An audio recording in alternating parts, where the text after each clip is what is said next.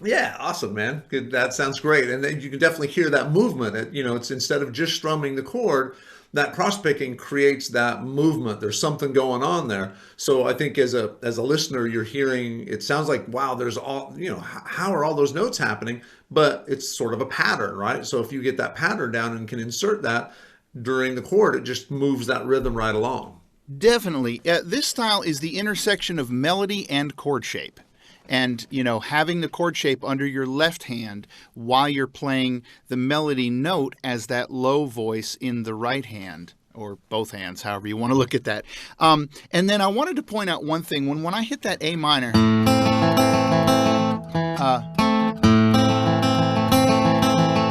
I actually switched my cross-picking pattern around because I wanted those notes to kind of ping. I wanted you to really hear that thing.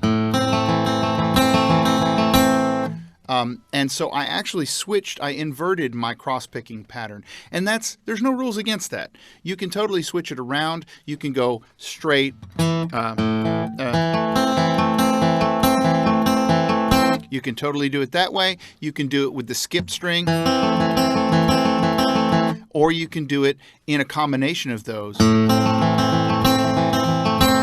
So I went backwards, forwards, backwards, forwards, if that makes any sense. And really, I do that kind of on the fly at this point because my hand is used to the idea of cross-picking, and I don't really think about which one I'm doing. I just I know the melody's there. I know that I have to play these notes in a sequence, and I let my hand kind of do the rest as long as my left hand's in the right place. Again, little safety net, you're not really playing any wrong notes. You might not hit the one you wanted to, but again, it's a nice safety thing for folks that are a little delicate to get into it because there's a lot of notes, as you mentioned. It's scary.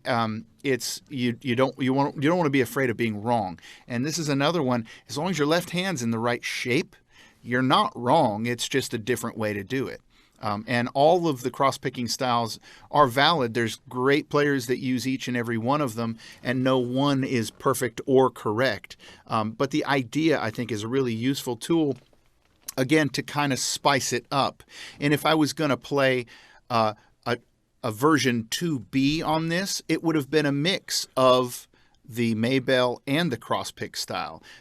If I was going to do two solos on this, I might do the Maybell style first and the cross-picking style second. It's a nice way to have a little bit of extra thing to do for a particular solo. And if I only had one solo, I would have started with the more Maybell thing. I would have gone to the cross-pick thing, and then at the end, I would have gone back to the Maybell to really set a solid melody structure on the end of it.